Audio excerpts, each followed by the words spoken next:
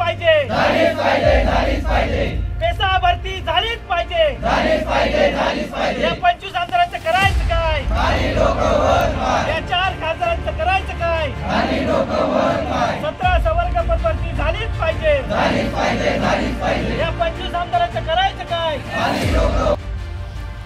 अनुसूचित क्षेत्रातील पेसा 17 संवर्गाची कायमस्वरूपी पदभरती तत्काळ करण्यात यावी या मागणीसाठी आदिवासी 17 संवर्ग पेसा पदभरती कृती समिती महाराष्ट्र राज्याच्या वतीने नाशिकमधील गोल क्लब मैदान या ठिकाणी बेमुदत अमरण उपोषणाचा आज 6वा दिवस आहे। सर्व पात्रताधारक मोठ्या मानसिक नैराश्यामधून जात असून इतर सामाजिक प्रवर्गाला नियुक्त्या मिळत आहेत। फक्त पेसा क्षेत्रातील आदिवासी उमेदवार या अर्थाने डावलले जात असल्याचं या निवेदनात म्हटलं आहे। 10 ते 12 वर्ष झाली अद्यापर्यंत कोणतीच भरती होत नसून वयोमर्यादा संपत चालली आहे। यामुळे आदिवासी उमेदवारांमध्ये निराशेचे वातावरण निर्माण झाले। परंतु आदिवासी क्षेत्रात मात्र सरकार कोणतेही ठोस निर्णय घेत नसून आदिवासी समाजाला डावलण्याचे काम चालू असून सरकार जाणून बुजून हा अन्याय करत आहे का असा प्रश्न आज समाजामध्ये निर्माण झाला असल्याचं आंदोलनकर्त्यांचं म्हणणं आहे।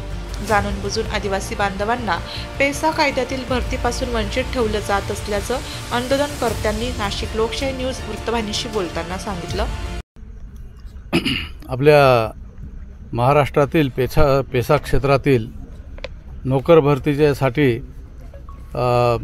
गव्हर्नमेंटने जाणून बुजून मुद्दाम जो म्हणजे स्टे ऑर्डरच्या धर्तीवरती भरत्या बंद करण्याचा जो प्रयत्न केलेला आहे हे मुद्दामहून होत आहे असं, आणि अशा प्रकारच्या अनेक उदाहरणं आपल्याला देता येतील। फॉरेस्टची वन जमिनीचा कायदा 2005ला झाला, 6 पासून त्याची अंमलबजावणी सुरू झाली, 8ला परत दुरुस्ती आली 12ला, परंतु अद्यापर्यंत वन जमिनीच्या कायद्याची काटेकोरपणे अंमलबजावणी झाली नाही। अनेक लोकांना वनपट्टा दिला आणि त्याला 2च गुंठे दिलेले आहेत, त्याच्याकडे 10 एकर जमीन आहे। हे अशा प्रकारचं हे जर बिगर आदिवासी जे सक्षम लोक आहेत, सधन लोक आहेत, यांच्यासाठी हा कायदा झाला असा आतापर्यंत 2 वर्षामध्ये त्याची अंमलबजावणी होऊन त्याचा फायदा लोकांना मिळाला असता। भरत्या सुरू झाल्या, महाराष्ट्र सरकारने सगळीकडे भरत्या सुरू केल्या, पेसा क्षेत्रातील वगळता बाकीच्या ठिकाणी सगळे भरत्या सुरू झालेल्या आहेत। आणि आदिवासी क्षेत्रामध्ये सुद्धा बिगर आदिवासी जे जनरलचे लोक आहेत त्या लोकांना बिगर आदिवासीमध्ये त्या जागेवरती टाकलं गेलं आणि आदिवासींना मात्र वंचित ठेवण्याचं काम केलेलं आहे। आदिवासींच्या राखीव जागेवरती बिगर आदिवासी येऊन पैसे घेतोय, नोकरी करतोय, आणि असा हा जो प्रकार आता आपला पण आहे।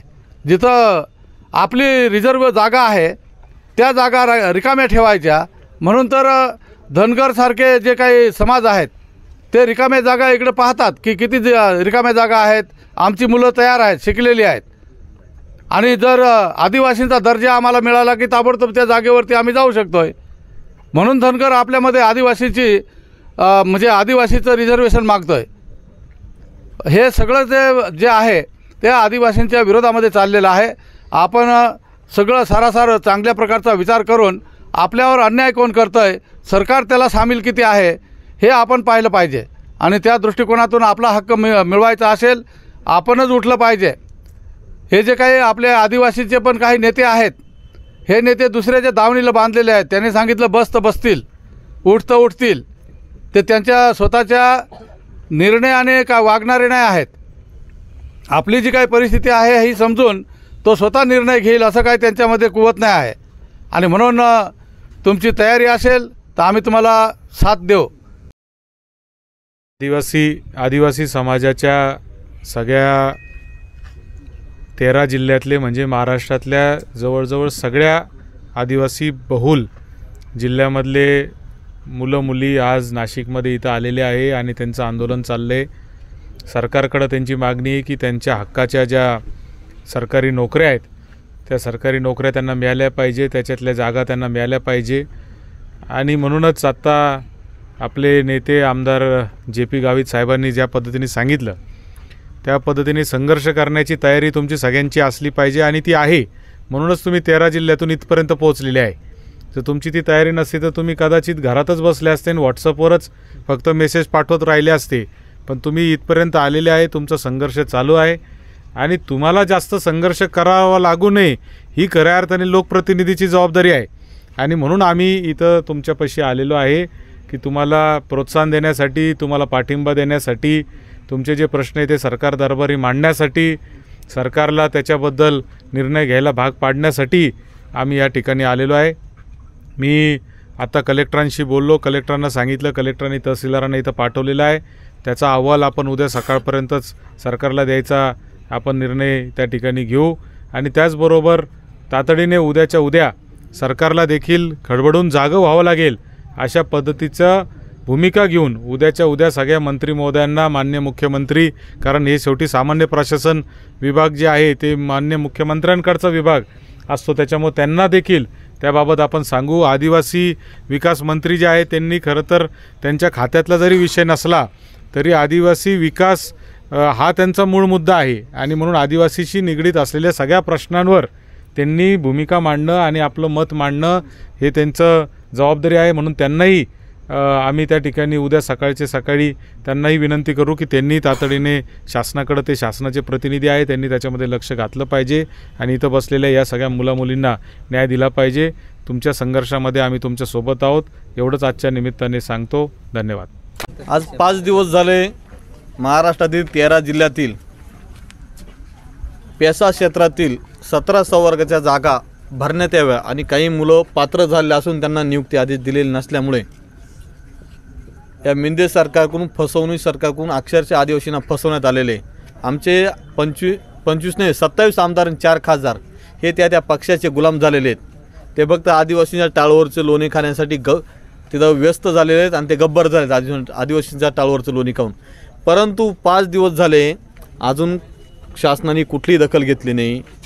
आता उद्याकडे शासनाकडून एक निरोप आलेला आहे, तो बी आश्वासनाचा, गाजराचा, की उद्या आम्ही काहीतरी तोडगा काढून ह्या आदिवासी विद्यार्थ्यांना काहीतरी न्याय देण्याचा प्रयत्न करू.